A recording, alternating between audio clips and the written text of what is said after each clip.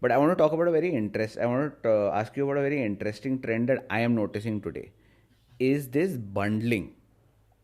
Okay. Uh, Now, essentially, like we've talked about the different models, right? But I think another very interesting trend that I am seeing right now is the bundling of content now. So, like, essentially, what has happened, like, it's become like kind of cable TV that, okay, like how channels used to have rights on particular shows. Now it's the OTT platforms who have rights on particular shows, right? And like we said, the problem which is being faced is like if I have to go through multiple OTTs to look for one particular show, right? Now they are starting to bundle stuff. So now in India, you can watch Prime. Only people who have or Mac users can watch Apple TV. So now Apple TV has tied up with Prime Video, so you can watch Prime Video and Apple TV content on Prime Video.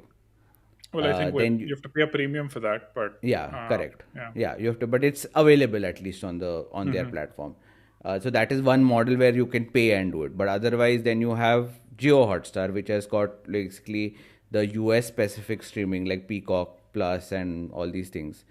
They have brought their content and integrated it directly within their this for free. Like whatever you pay, and then you can consume all the content, right? And the biggest example for this is like an Airtel Xstream, right? It's an app. They don't have any of their own original content. It's basically just a bundle. If you're an Airtel user, you can watch Jio content, you can watch Sony Live, you can watch content from Lionsgate. There are a bunch of these channels which basically you can all watch on Xstream. And to be honest, I don't subscribe to Sony anymore. I watch if I want to watch any content. If I want to watch the UEFA Champions League, I can just watch it on Airtel Xstream, right? So, what is working with this trend, and how are the sort of financials looking? If they are now starting to bundle again, uh, like first they spread out, right, into different OTT channels. Everybody went and got the rights to different pieces of content. Now they're like, okay, let's collaborate and start offering it under one this. So, what's up with that? Where are we heading exactly in an OTT scenario?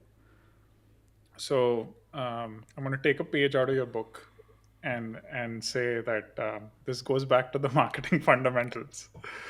Okay. Um, and so when we're thinking about pricing and we're thinking about a tiered pricing strategy, right? We think about the customer's willingness to pay. We think about the four P's of marketing, and so in this particular case, right, it is clearly a way one to acquire different users, right?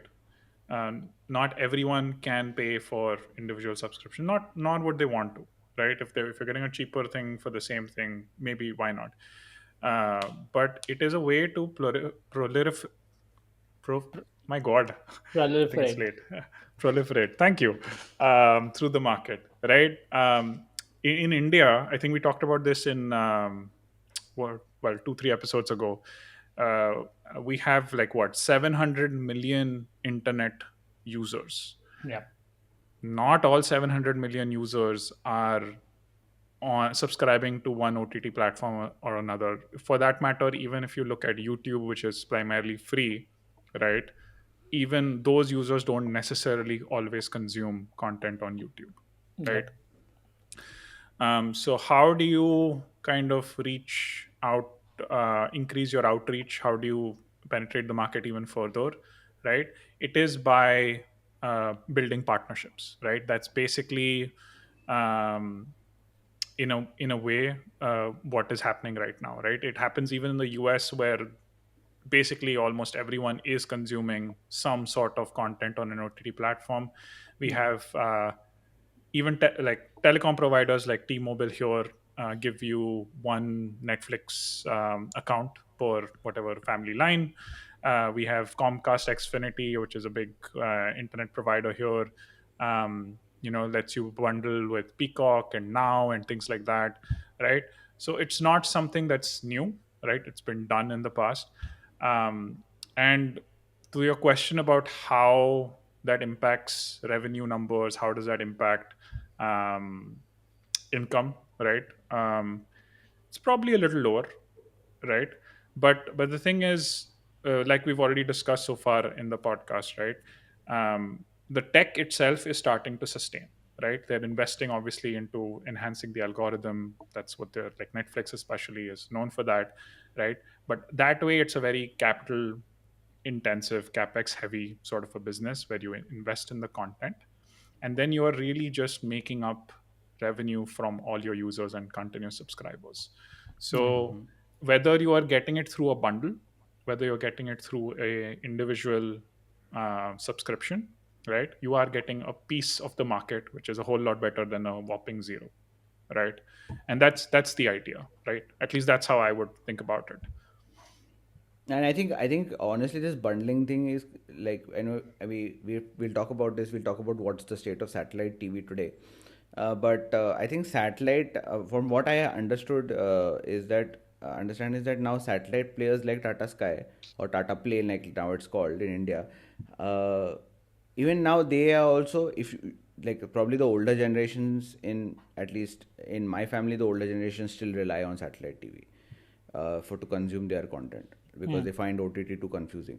But when now in the satellite, if you buy a satellite TV subscription, you get a Netflix and an Amazon subscription free. Yeah, yeah, you So get a lot. You get Yeah. correct. multiple channels, and as a matter of fact, nowadays there are providers where they are saying you do one thing, you subscribe to our service, and we will give you some 10 OTTs in that service. Yeah, it's a As a matter of partnership fact, for both of them, right? Not just the telecom provider, but also this the OTT. Sorry, but I cut you off. no, no, no Go worries. ahead. So I'm saying, as a matter of fact, there was a attempt last year in India by this one provider, and I forget the name.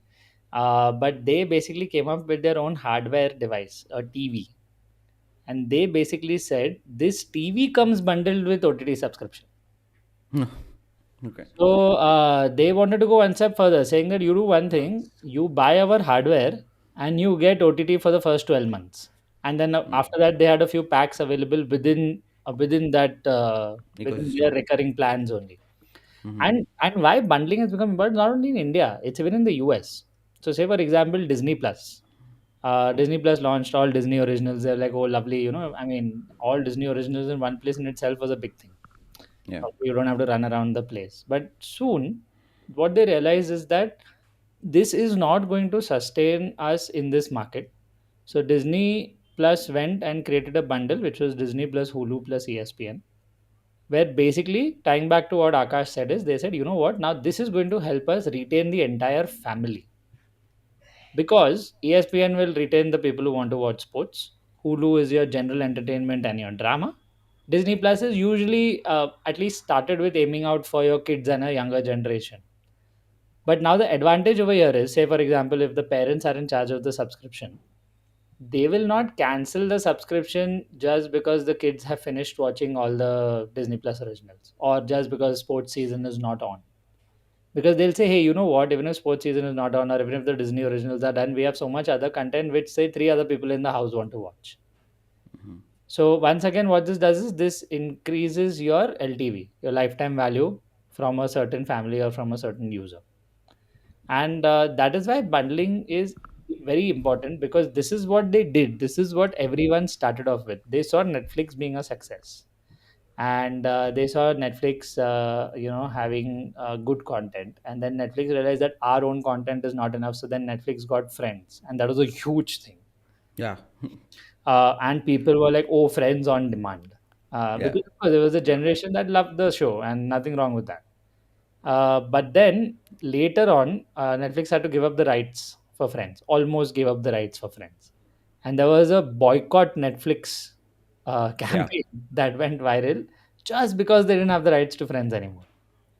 That is Well, when I the think other, sorry, wasn't that more didn't Netflix issue a clarifying statement saying, "Hey, we're going to keep it in India. We're not keeping it elsewhere," and that was always the original intention. correct, correct, Yeah. correct. Correct. So this is Now in basically India like also, I believe they're Trump saying, sharing the rights. this is basically like Trump saying, "Oh, sorry, sorry, existing H1 people don't have to pay extra money. It's only for the Ouch. new people." But anyway, And yeah, Akash, before that was a Akash gets very quoted, tumultuous week for no, Akash. no. Yeah. But coming back to this point, so why this became very important is that these major production houses realize that, hey, you know what? instead of going and selling our content to others, we can come up with our own streaming platforms. We have so much good content.